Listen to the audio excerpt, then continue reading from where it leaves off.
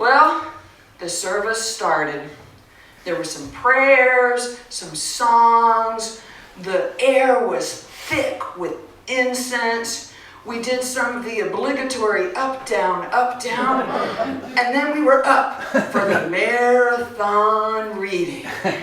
And during this reading, I noticed that the young man in front of me had come to Mass with his, I'm guessing, 3-year-old son. And that little boy was pacing back and forth on the pew, his palm frond in one hand and holding along the back of the pew like a handrail with the other. And his dad was looking up front, and I guess that young father thought, as long as that kid is not making any noise, we're good. So the little one was pacing back and forth, and he paused in his pacing, and he and I made eye contact. I greeted him. He replied. I responded. And then he took his palm frond and he whacked me over the head with it. Well, you cannot take that from a 3-year-old. I don't care if you're in church or not. Took my palm frond and I whacked him right back. And then it was game on. We were just a whacking and a wailing on each other. And suddenly, Mass was fun. We were having a good time. And then I felt a searing heat in the middle of my forehead. Where was that coming from?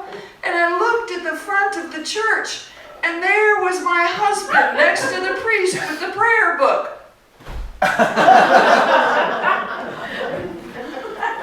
And I was shocked. I did not know my spouse possessed the superpower of laser vision. I was so stunned, I ceased my whacking, only to receive one final humiliating blow from that toddler.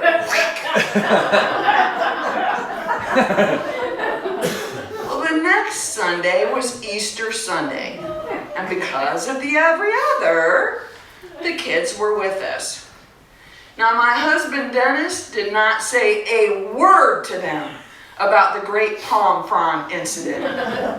But I couldn't wait to talk to them about it because I had a burning question. Kids, did you know that your dad can create heat with his eyeballs? Oh yes, we are well aware. Really? Like, to what extent does this superpower reach? Like, can he set stuff on fire just by looking at it? Oh no, it only works on flesh. And only if you need to immediately stop whatever it is you're doing.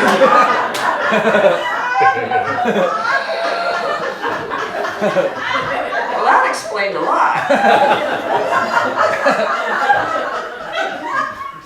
Well, the days passed into weeks, weeks into months, and the months rolled into a year, and Palm Sunday came around again.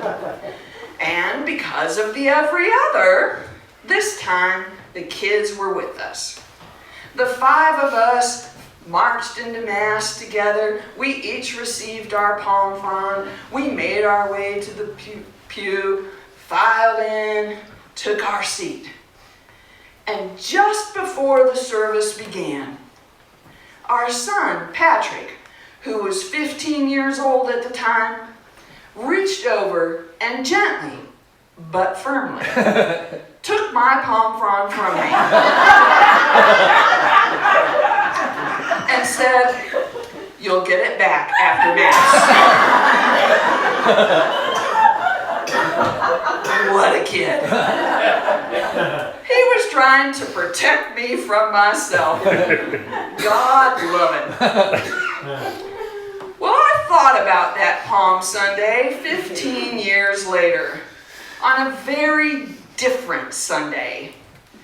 By this time, the kids were all grown with families of their own, and Dennis and I were not at Mass together. We were together at a family meeting with my brother and my sister-in-law. And the purpose of this meeting was for the four of us to determine who would be my dad's POA, his power of attorney. Dad had just been diagnosed with Alzheimer's, and the experts advised us that although it's a great idea to talk things over as a family and include Dad in the decision making, there needs to be one person who will be the power of attorney. And that one person will have the authority to make the necessary decisions in the case of an emergency. That one person would sign all of Dad's legal documents. That one person would have the deciding vote in the inevitable event that a family meeting would end in a tie. Have you ever been appointed to a job you did not want to do? Okay, everybody. Who wants to be Dad's power of attorney? And all their eyes locked on me. Well, this time I did not feel a searing heat in the middle of my forehead.